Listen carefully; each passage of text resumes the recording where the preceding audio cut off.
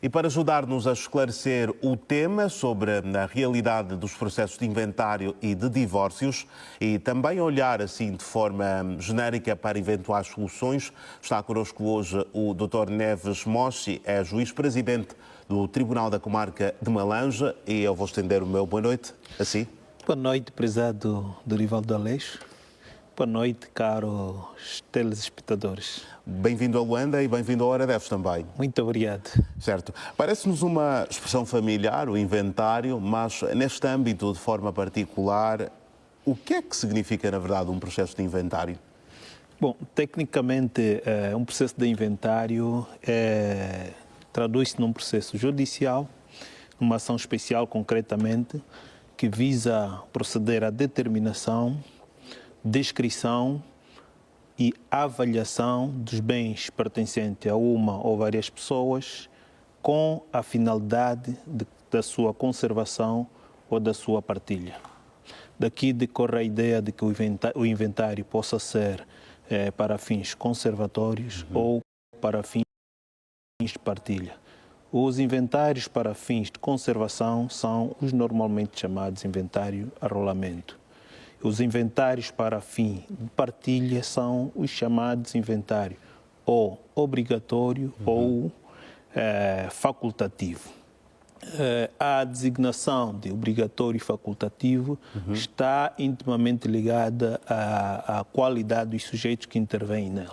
Nas situações em que intervenham menores ou pessoas legalmente tidas como incapazes, estamos em presença de um inventário orfanológico ou obrigatório. Orfanológico porque está ligado à jurisdição orfanológica. E obrigatório exatamente porque a lei impõe que é obrigatória a intervenção do Ministério Público nessas situações. Naquelas situações em que o inventário intervenham apenas pessoas legalmente tidas como adultas, estamos em presença de um inventário de maiores ou inventário facultativo. Eu explico isso em linguagens mais miúdas. Ou seja, quando uma pessoa morre, há necessidade de que o patrimônio deixado por ela seja dado um destino. Certo. Esse destino normalmente compete às pessoas que legalmente são tidas como detentoras deste direito. Portanto, comumente são os herdeiros. Certo. Portanto, esta operação é que tecnicamente chama-se partilha. E a partilha pode ser feita em tribunal. Quando é feita em tribunal, é feita por via de um processo e é chamada partilha judicial. E pode ser feita fora de tribunal, que é a partilha extrajudicial, que ocorre, em regra, nos cartórios notariais. Certo. Qual é o atual problema? O atual problema consiste no facto de que nós temos 2 órgãos a distrito, ou seja, com competências legais para resolução destes tipos de processos. Entretanto, o público acorre mais aos tribunais aos cartórios notariais. Exatamente pelo facto, provavelmente, de haver algum desconhecimento.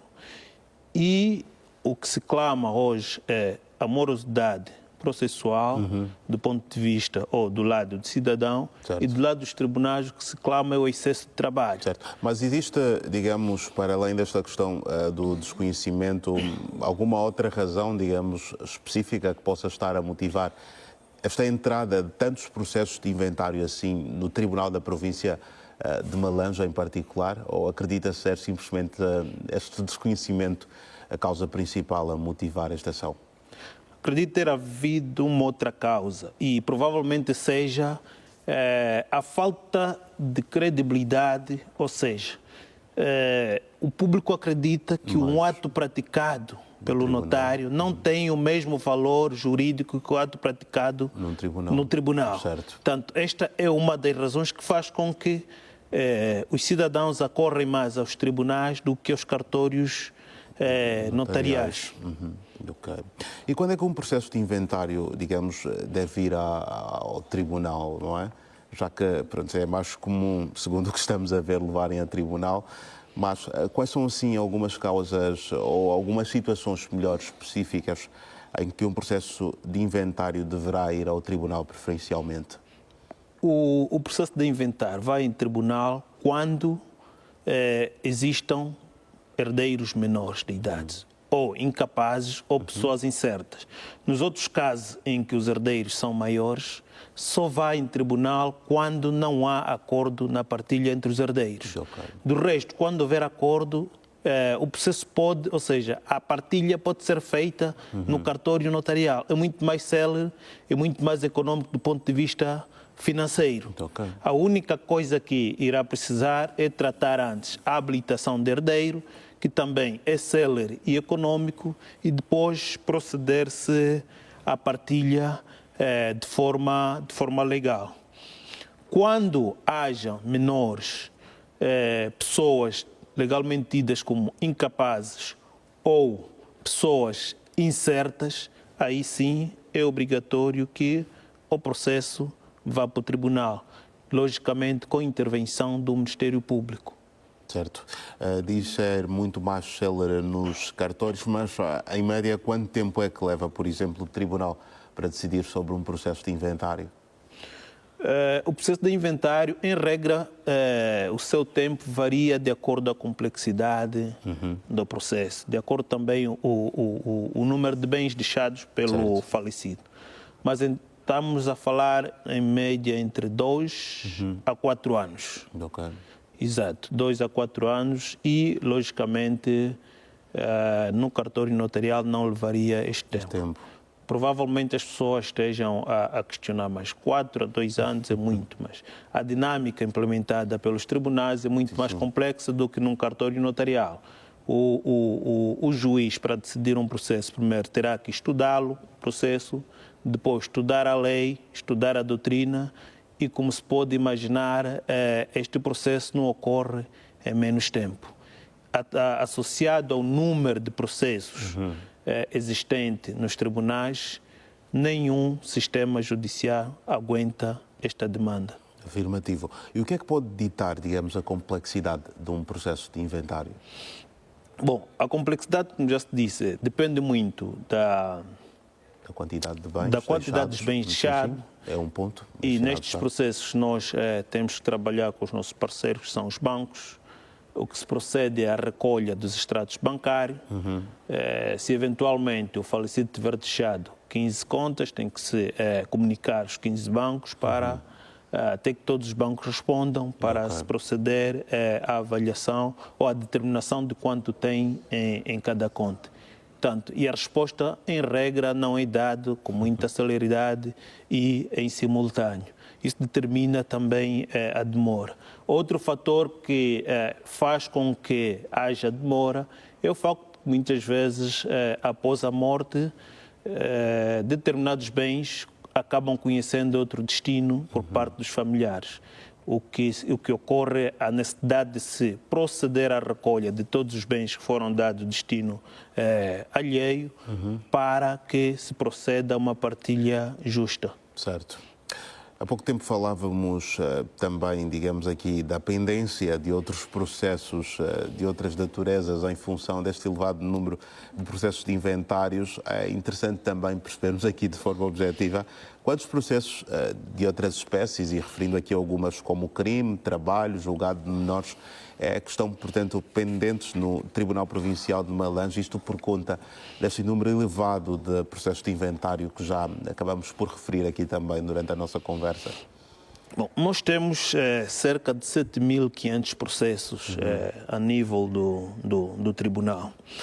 Desses 7.000, podemos contar com 2.500 de natureza criminal, 3.700 de natureza familiar e de civil, administrativo e fiscal estamos a contar com 1.000 processos. Portanto, o que se pretende não é exatamente passar a ideia de que os tribunais estejam ou daqui para adiante irão rejeitar processos de inventário. Certo. O que se quer é dizer que estamos solidários com as reclamações sobre a morosidade do processo. Certo. E, tanto, queríamos partilhar com o público a outra forma de resolver este problema, que não seja taxativamente por tribunal. Ou seja, que as pessoas que conheçam tenham soluções rápidas e eficazes. Portanto, e que essas soluções não venham apenas dos tribunais. Aliás, tal como foi desenhado o sistema, existem dois sistemas de administração de justiça, o judicial e o extrajudicial. É exatamente porque o legislador entendeu que o sistema judicial não iria suportar a demanda processual. E é nessa perspectiva, tanto caberia a nós, enquanto cidadão, aproveitarmos as outras vantagens que o legislador nos dá para conseguirmos acautelar os nossos interesses. Certo. Esta sensibilização que está aqui a ser feita hoje é seguramente uma ação, mas que outras é que estão a ser feitas, digamos, para reduzir esta demanda de processos de inventário e dar folga desta forma ao Tribunal para dar resposta a outros processos que, como vemos, também estão pendentes em função desta demanda acentuada? Bom, no cômputo do combate à morosidade processual, o Conselho Superior da Magistratura Judicial tem estado a levar a cabo várias ações, como aumento de magistrados judiciais, aumentos de tribunais de comarca, formações contínuas a magistrados e funcionários, criação de salas especializadas e agora mais com o esperado programa de informatização dos tribunais. Esses são os passos firmes que o Conselho Superior da Magistratura tem estado a dar no âmbito do combate à morosidade processual. Mas entendemos que este combate deve ser feito em dois planos, o plano institucional e o plano social. No plano institucional, as instituições com vocação de tutelar interesses do cidadão devem preparar-se, divulgar matérias sobre justiça extrajudicial. E no plano social, deve-se sensibilizar o cidadão de que a única forma de tutelar interesses não é por via judicial. Ou seja, a ideia é que vá só ao tribunal aquilo que for extremamente necessário. Uma questão de solidariedade à causa alheia, porque os processos que podiam ser resolvidos em outras instâncias acabam afogando o tribunal e roubando tempo para que os tribunais resolvam efetivamente aquilo que só cabe ao tribunal. Certo. E quando é que se espera que este trabalho que está a ser feito comece a surtir, de facto, os efeitos necessários para esta redução do volume de processos de inventário a nível do Tribunal de Malange? Bom, a nosso nível já temos estado a fazer, aliás, com um novo grupo de juízes que brevemente entram em funções.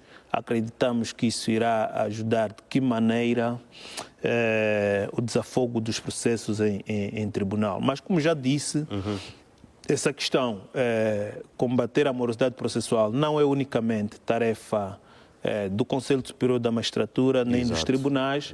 Aliás, acreditamos que a justiça é um monopólio do povo e o que é do povo deve ser feito pelo povo. Tanto a par das ações institucionalmente acauteladas, queríamos ver se o cidadão também despertasse nessa vertente. Certo. Dr. Neves Moche, juiz-presidente da comarca de Malange, muito obrigado pela presença aqui no Hora 10 da noite. Até uma próxima oportunidade. Muito obrigado, amigo Dorivaldo. Que seja a primeira de várias. Obrigado. Obrigado, nós. Nós desta forma seguimos após